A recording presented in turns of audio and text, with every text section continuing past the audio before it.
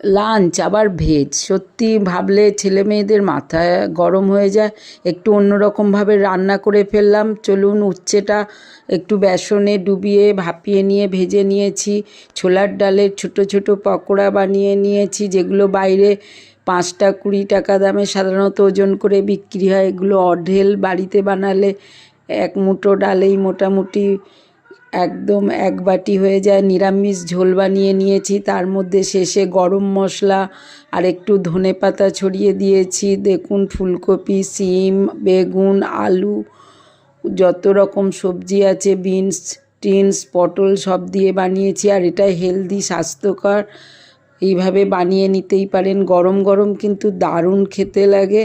এইবার চলুন, পরিবেশনের মধ্যে আজকে আছে উচ্ছে ভাজা, আছে আলুর চপ আছে, যেগুলো আজকেও বানিয়েছি। কুমড়ো ফুলের বড়া 2-4টে বানিয়ে নিয়েছি। আর ডাল বানিয়ে নিয়েছি, মুগের ডাল। দারুণ টেস্টি বন্ধুরা। এই বড়া ভাজাগুলো তো গরম গরম একটু ভেজে নিলে খাওয়ার পাতে দারুণ জমে যায়। নিরামিষ ঝোলটাও নাবিয়ে নিয়ে চলে এসেছি। সমস্ত কিছু ফুলকপি আলুর একটা কারি করেছি বন্ধুরা, সেটা কড়াইয়ে গরম হচ্ছে। ভাতটা তো গরম রেডি। চলুন, থালিটা এবার সাজিয়েই ফেলি। প্রথমে মুচমুচে উচ্ছে ভাজা বেসন দিয়ে একটু ভাপিয়ে নিয়ে দারুণ খেতে লাগে। একদম গরম গরম, তেতো তো লাগেই না। কুমড়ো ফুলের বড়াগুলো খাওয়ার আগে ভেজে নিয়েছি, কতটা খাস্তা দেখেই বুঝতে পারছেন। আলুর চপগুলো ভাজা করে রেডি করে ফেলেছি বন্ধুরা, তার সঙ্গে বড়াগুলো ভেজে নিয়েছি।